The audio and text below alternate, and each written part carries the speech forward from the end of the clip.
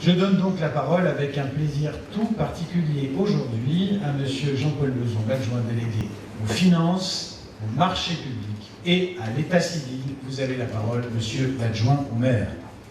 Merci bien, c'est trop. D'autant plus que je pense que je vais vous entraîner dans un marathon. Entraînez-nous. Mais Dieu merci, je vois la ligne d'arrivée, donc il ne reste plus que quelques centaines de mètres à parcourir.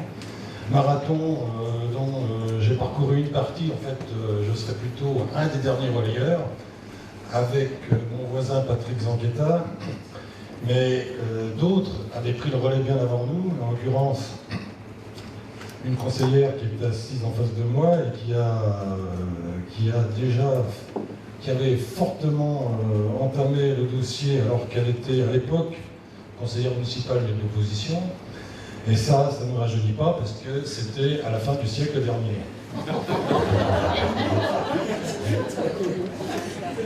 Alors l'exercice auquel je suis confronté m'oblige quand même à être suffisamment précis, mais aussi relativement concis, parce qu'on va pas parler pendant des heures.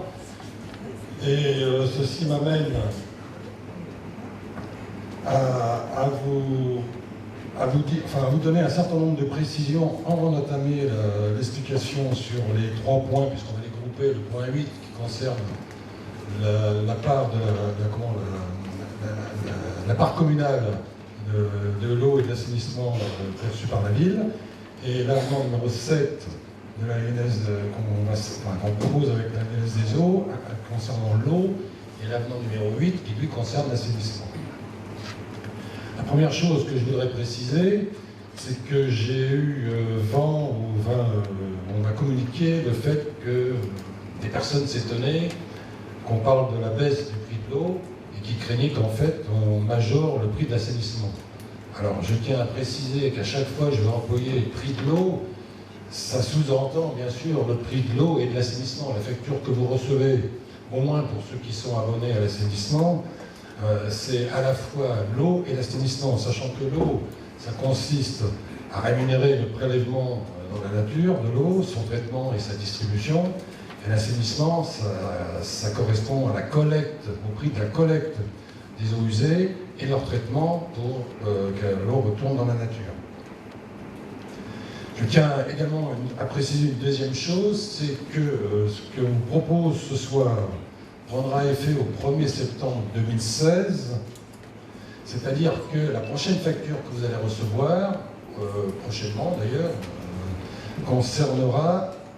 sera du moins avec les tarifs actuels, c'est-à-dire les tarifs avant ce qu'on va vous proposer, avant la baisse. La troisième chose que je voudrais préciser, c'est que partout en France, on compare les différents prix de l'eau entre communes, entre collectivités, sur une base de 120 mètres cubes. Alors, j'ai déjà expliqué plusieurs fois, mais je le répète encore une fois. Pourquoi 120 mètres cubes? Parce que c'est un calcul qu'a fait l'INSEE et qui, d'après lui, correspond à une consommation moyenne pour une famille de 4 personnes. Compte tenu que beaucoup de tarifs, et pratiquement toutes les collectivités adoptent un tarif binôme, c'est-à-dire qu'il y a une partie fixe, un abonnement, et une partie variable dans la facture, il est certain que comparer des prix suivant des consommations différentes peut amener des différences de prix considérables.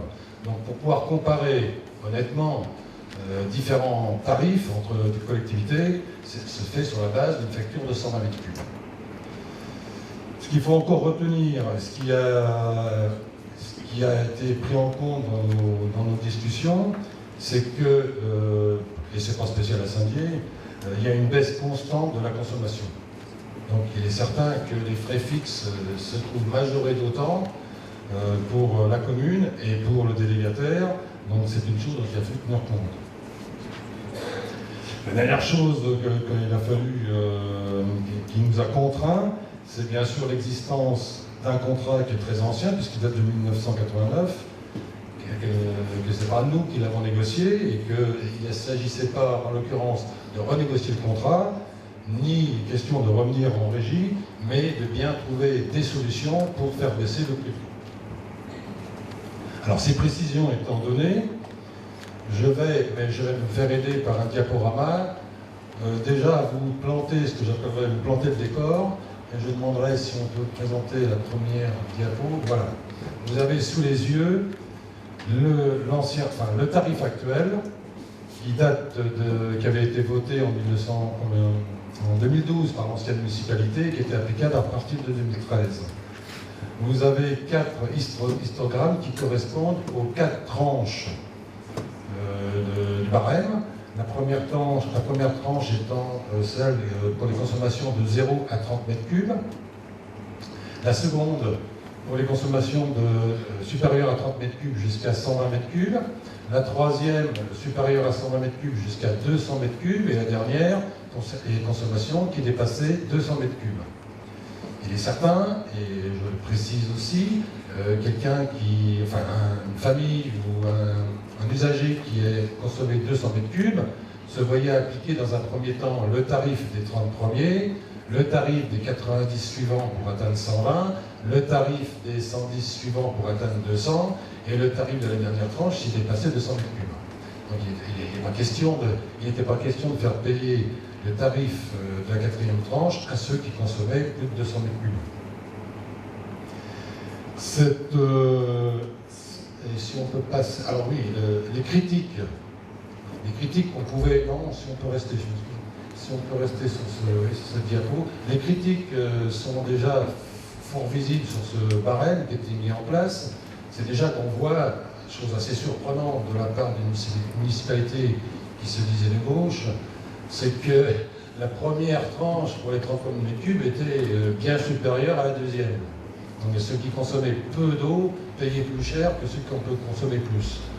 Alors on peut s'en étonner, c'est un constat que je fais.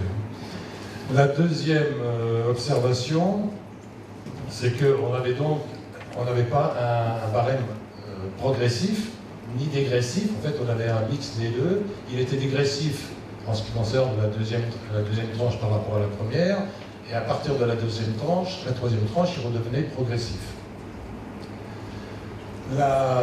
Si on peut passer à la suivante. Donc là, vous avez sous les yeux un tableau qui vous reproduit en fait les tarifs. Alors, il s'agit bien, je le précise, il s'agit bien des tarifs du barème variable.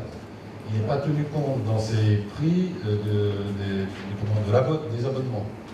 Alors vous avez sur la première ligne le tarif de l'eau de la tranche 1, taxe, le tarif de la tranche 2, taxe, et le total donne un montant de 4,68,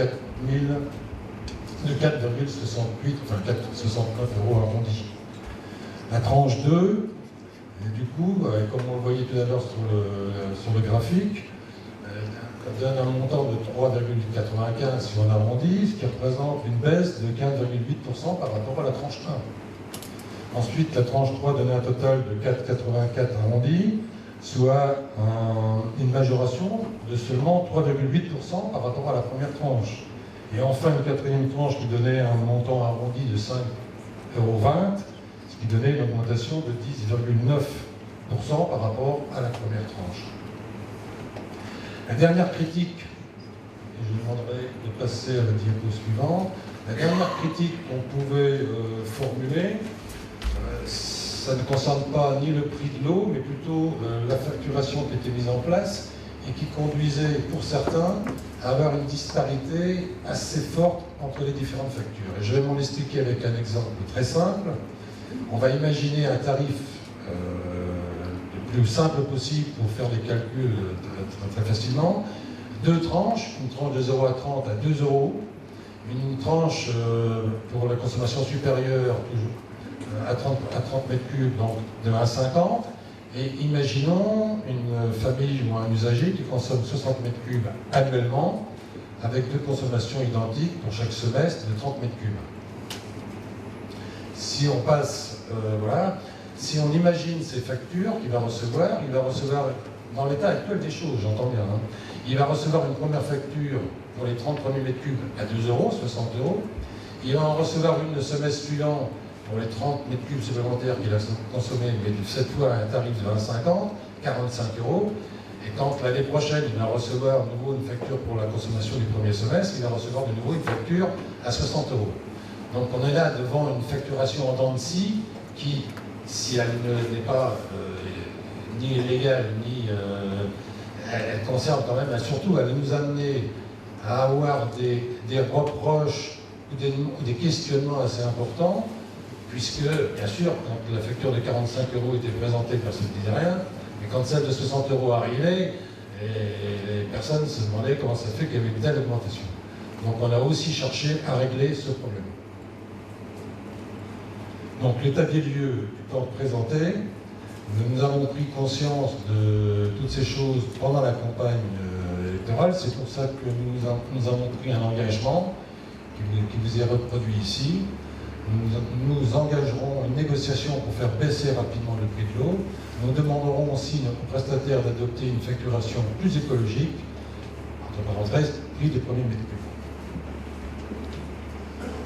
Pour encore agrémenter l'explication et la marge de manœuvre qu'on disposait, c'est un graphique là qui nous présente la répartition globalement sur une facture pour 120 m3 entre l'eau et l'assainissement. Vous voyez qu'il y a l'eau coûte finalement un peu plus cher que l'assainissement. Sur la diapo suivante, nous vous présentons un camembert qui répartit la facture d'eau entre les quatre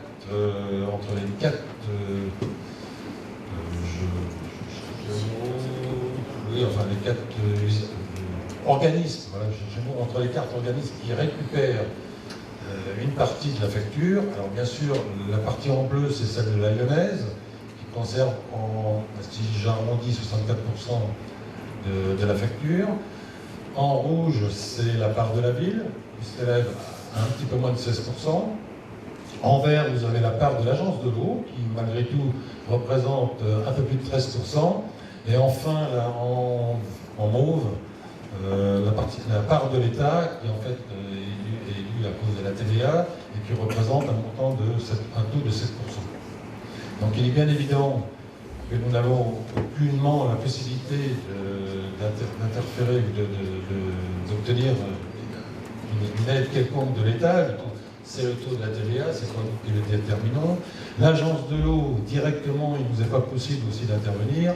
Restait donc 2 possibilités, la ville et la Lyonnaise. Alors, nos négociations, ou le travail que nous avons effectué, Patrick et moi, mais j'associerai aussi Monsieur le maire, puisqu'il a apporté aussi sa pierre à l'édifice, nous a amené donc à obtenir une baisse pour une facture de 120 m3 d'un pourcentage de 17,88% et de pouvoir remettre dans le circuit économique un pouvoir d'achat qui s'élève à 564 000 €.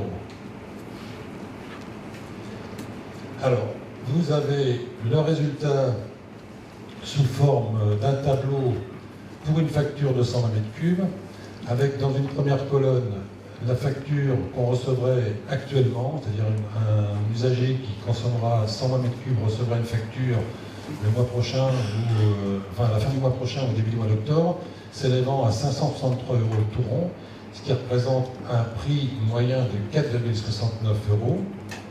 Il recevra au mois d'avril, pour la même consommation, une facture de 462,34 €, soit une diminution de 100,66 €, et ce qui ramène le prix moyen de l'eau à 3,85 €. Et on retrouve le pourcentage de 17,88 que je vous donnais tout à l'heure. Cette baisse n'est pas, nous n'avons pas fait en sorte de baisser uniquement le prix de la consommation de la plupart des usagers pour une consommation de standard. Et on passera, si vous voulez, voilà, à la diapo suivante, qui vous permet de voir le même tableau, mais pour une consommation de 30 m3, de 60 m3 et de 90 m3. Donc pour 30 m3, nous passons d'une facture de 208 €, si j'arrondis, à 151 €, soit une diminution de 56,32 €, ce qui représente un pourcentage de une baisse de 27,11%. Pour 60 m3, La facture passe de 326,19 € à 255,08 €, soit 71 et 11 centimes de moins, et un pourcentage de diminution de plus de 21%. Enfin, pour 90 €, la facture... pour 90 mètres cubes, merci. Je me mélange là. On passe d'une facture de 444,59 € à 358,71 €, soit une diminution de 85,88 € et un pourcentage de 19,32 €. Alors, pour information et pour une précision supplémentaire, le point d'équilibre, c'est-à-dire la consommation à partir de laquelle les usagers ne gagneront plus et ne perdront plus, se situe à 865 € annuel. Donc une consommation de 865 €, décidément, une consommation de 865 m3 conduit à une facture quasiment à égalité entre l'ancien barème et le nouveau barème. Une consommation de 1500 m3, on est déjà dans les consommations de luxe, conduirait à une augmentation en pourcentage de 1,2%, soit, disons, pas loin de l'inflation, et un montant supplémentaire à payer de 96 €. Donc on voit qu'on ne transporte pas, on ne transfère pas une baisse sur les petits consommateurs vers les gros consommateurs, puisque les gros consommateurs ne sont pas vraiment pénalisés. Si vous le permettez, monsieur l'adjoint, la consommation moyenne à Saint-Dié-des-Vosges est de 108 m3 par foyer. Donc quand on parle de 1500 m3, ça veut dire plus de 10 fois la consommation moyenne. Et en fait, ça ne concerne à Saint-Dié-des-Vosges que deux établissements, l'hôpital de Saint-Dié-des-Vosges et la mairie de Saint-Dié-des-Vosges, qui grâce, en théorie, grâce au fait qu'elle a beaucoup de petits compteurs, en fait ne payera pas plus. Voilà, je rassure tout le monde. Ce que vous a dit monsieur l'adjoint, concrètement, ça veut dire que ça va baisser pour tout le monde, que le prix, pour une consommation moyenne, le prix au mètre cube passe donc de 4,69 € à 3,85 €, soit une économie pour une consommation de famille moyenne avec 2 enfants de 100 € par an. Je vous donne la parole, monsieur l'adjoint. Alors, si on peut passer à la diapositive suivante. Alors là, on vous a mis... Alors, il est difficile de... Bien sûr, on va certainement nous poser des questions, savoir comment on se situe par rapport à la moyenne nationale. Alors, les statistiques en la matière, l'INSEE n'en fournit pas. Donc, il faut se baser sur les statistiques qui sont d'organismes qui ne sont pas des organismes officiels. Donc, certains donnent un prix moyen à 4,15, d'autres, un plus récent, nous donnent un prix moyen, toujours pour 120 m3, j'entends bien, de 3,85, mais c'est une statistique qui remonte sur les tarifs de 2012. Donc, ce qu'on peut dire, et avec ce graphique où on présente des villes d'une importance identique à la nôtre, c'est qu'on se situe, à mon avis, un tout petit peu en dessous de la moyenne.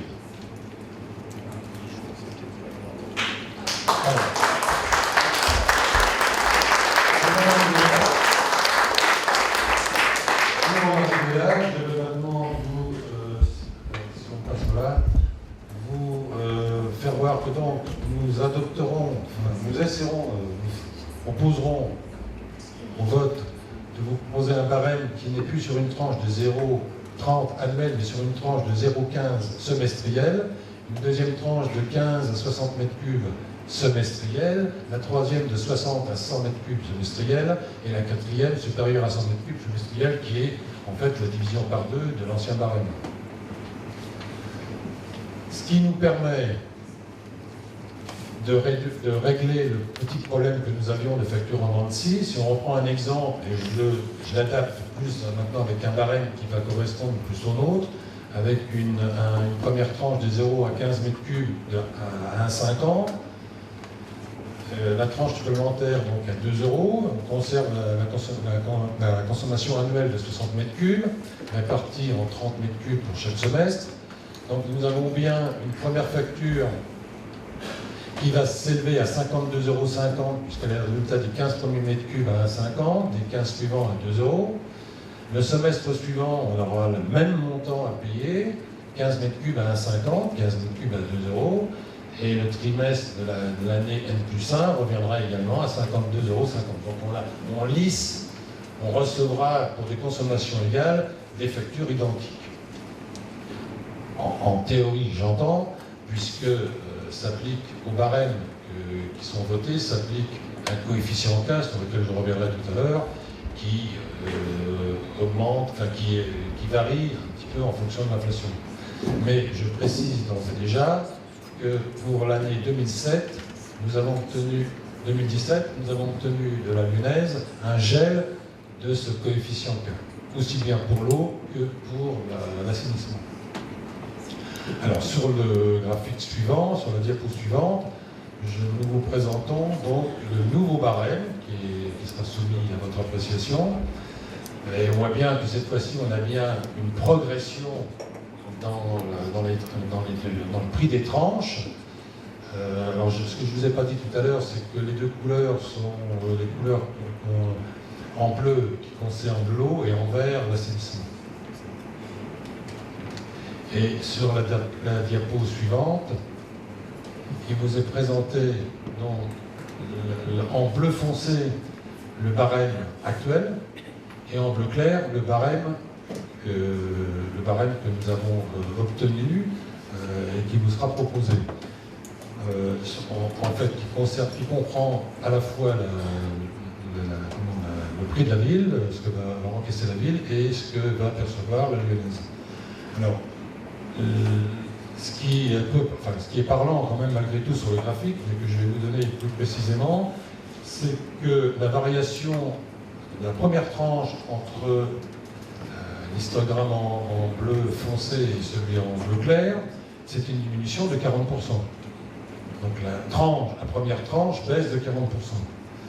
La tranche numéro 2 baisse entre l'ancien barème et le nouveau, baisse de 12,5%. On a une toute petite augmentation de la tranche 3 de 0,2%, donc elle est quasiment identique, et une augmentation de 2,9% de la quatrième tranche. Entre la tranche 1 et la tranche 2, l'augmentation est de 22,9%. Donc pour vous faire voir qu'on a vraiment appuyé la baisse, on a porté notre effort sur la première tranche.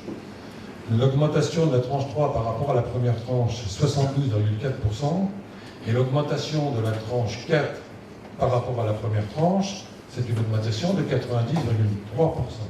Tout ça pour vous dire qu'on s'attend à une baisse dans la consommation parce qu'on a voulu avoir incité une économie, donc un barème écologique, puisqu'on force un petit peu à consommer moins d'eau, puisque plus on en consommera, plus elle sera chère. Monsieur l'adjoint, pour préciser là aussi, les barèmes, en fait, on parle bien du barème semestriel. C'est-à-dire que tout le monde est concerné par le premier histogramme, beaucoup de gens sont concernés par le second, un peu moins par le premier, et donc quand on donne un chiffre qui baisse pour les 120 mètres cubes, eh bien c'est l'addition pour une consommation de 120 mètres cubes de la baisse sur les premiers mètres cubes que vous voyez, qui est appliquée pour tout le monde, de la baisse sur la deuxième tranche qui est aussi appliquée pour tout le monde, et de la légère hausse qui est appliquée sur la tranche 3. Et l'ensemble de tout ça, ça fait une baisse pour une consommation moyenne donc de 100 € par an, et donc un passage du prix de 4,69 €, je l'ai dit, à 3,85 €. Vous avez la parole, monsieur l'adjoint. Oui, je peux d'ailleurs, en appui à ce que vous venez de dire, c'est que pour une consommation de 270 mètres cubes, c'était déjà une consommation assez importante, la facture diminuera de 89 €, soit 6,8% de moins. Donc c'est parce qu'il bénéficie, quelqu'un qui consomme 270 mètres cubes va bénéficier de la baisse de la tranche 1 pour 30 mètres cubes, la baisse de la tranche 2 pour les mètres cubes suivants, et ainsi de suite. Une consommation de 300 mètres cubes produit encore une baisse de 5,8%. Alors bien sûr, plus on augmente dans la consommation, plus la baisse en pourcentage diminue. C'est pour ça qu'on arrive à zéro avec une consommation, comme je l'ai dit tout à l'heure, de 865 mètres cubes. Alors la diapo suivante vous donne, si on vous la présente, c'est parce que sur le tableau précédent, vous aviez un total pour la première tranche de 2,8108 €. Donc c'est le détail de ce calcul que je vous donne. Mais si je vous le donne, c'est pour faire apparaître à la fois le tarif de la ville pour la première. Alors c'est un tableau qui résume la première tranche, le détail du calcul de la première tranche. Donc sur la première ligne, vous avez la part de la lyonnaise, donc 0,9 919 et 0, pour l'eau et 0,45 pour l'assainissement. Si je vous les présente, c'est parce que là, vous avez le résultat de ce qu'on va vous demander de voter tout à l'heure, multiplié par le coefficient Q. Donc, on ne va pas vous demander de voter les 0,45, mais vous demander de voter un tarif qui donnera 0,45 quand on appliquera le coefficient Q. Sur la deuxième ligne, vous avez la part de la ville, qui, elle, sera proposée pour ces montants-là. Vous avez sur une troisième ligne le prix de l'agence de l'eau, le total, enfin un sous-total pour ces trois parties, la TVA qui s'applique en plus, un total toute taxe et un cumul donc qui donne de 2,8108.